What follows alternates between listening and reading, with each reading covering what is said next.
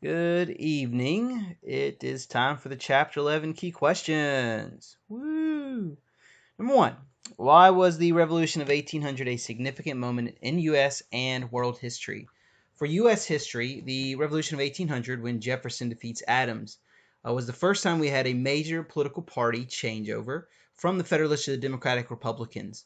And the way that they handled it was quite significant because it was just a peaceful transfer of power.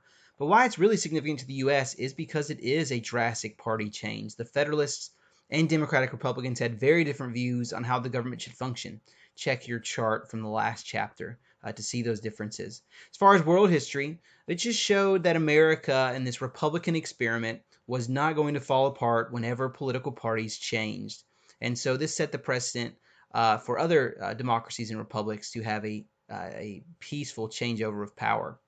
Number two, what did Jefferson change when he became president, and what stayed the same? Well, one of the first things he changes is he gets rid of the excise tax. He gets rid of that because it hurt farmers, and his farmers would have wanted him to get rid of that.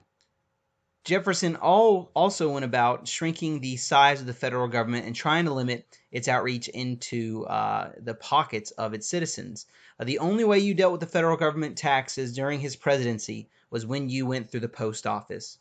Now, what stayed the same, surprisingly, Jefferson did not practice patronage. He did not replace Federalist workers with his own supporters and followers. And so many Federalists were able to keep their government jobs. Other things he kept the same was he kept around the Bank of the United States and much of Hamilton's economic plan. The tariff stayed intact and, in fact, increased during his presidency. So this showed that he had some restraint as far as what he was willing to change, even in his idealistic way of viewing government. Number three, what were the midnight judges?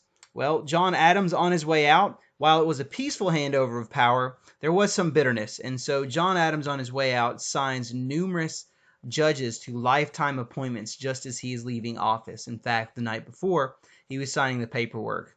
What significant court settled the issue that they were facing? Well, one justice or would-be justice, Marbury, had his paper denied by Madison. Madison just simply did not deliver his paperwork to become a judge.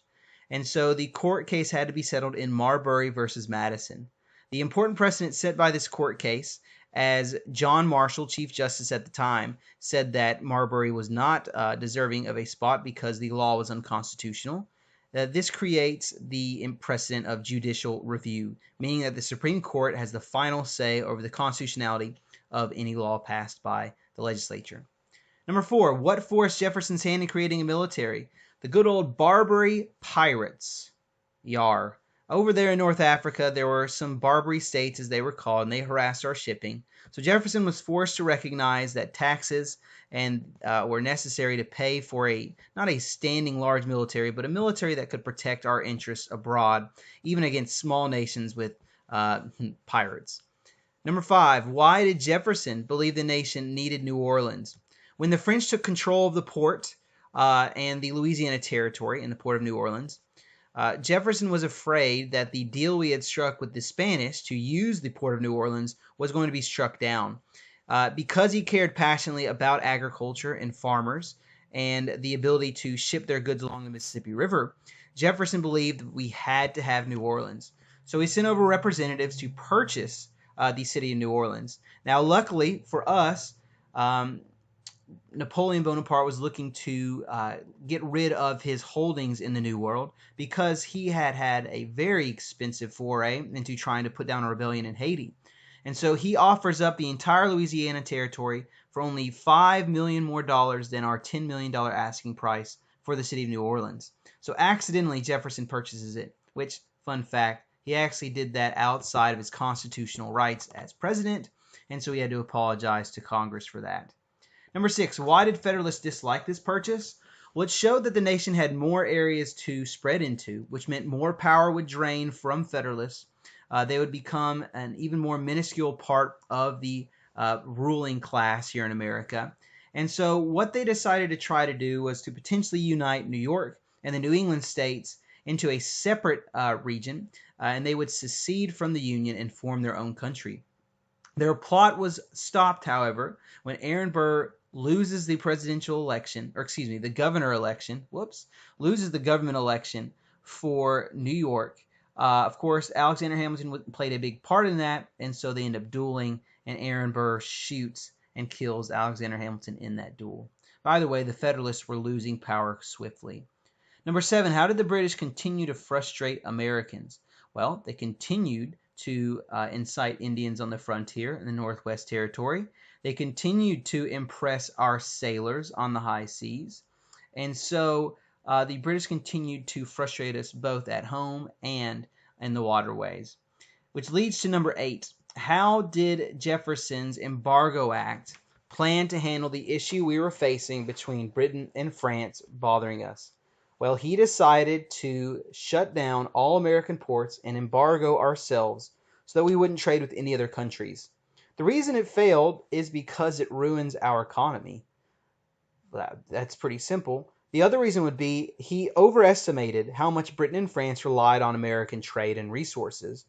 And so, when we shut down our own ports, Britain and France just get the resources they need from other places. So it fails because A, it ruins our economy, and Americans hated it, and the British and French had other places to look for their own goods. Number 9, what native leaders arose to push against American expansion, and what happened to them? Well, those two leaders were Tecumseh and the Prophet. They tried to organize frontier Indians against American expansion, especially in the Northwest Territory. First, the Prophet has his city of, cleverly named Prophetstown burnt down by William Henry Harrison. Harrison goes on to defeat the Prophet at the Battle of Tippecanoe. Later on, in the War of 1812, Tecumseh will actually fight and be killed at the Battle of the Thames. And with his death, his alliance falls apart, as does their support from the British. Number 10, when Madison chose to go to war, well, first of all, who's he going to war against? He's going to war against the British. Which groups and regions voted for and against the war for Madison? It may not surprise you, but since he is a Democratic Republican president, the frontier and the farming regions of the nation wanted to go to war to beat the British up. Included among the congressmen who pushed for this war and pushed Madison to fight were Henry Clay and John C. Calhoun. Went blank for a second. So the regions and groups who voted against the war obviously would have been the Federalists, who would have been located on the coast, and especially in the Northeast, areas like New England and New York. So that wraps up our Chapter 11 questions. If there's something that I missed or I skipped over, or you are still confused about, feel free to ask me tomorrow or just shoot me a message. I hope you have fun. Chapter 12 coming up next.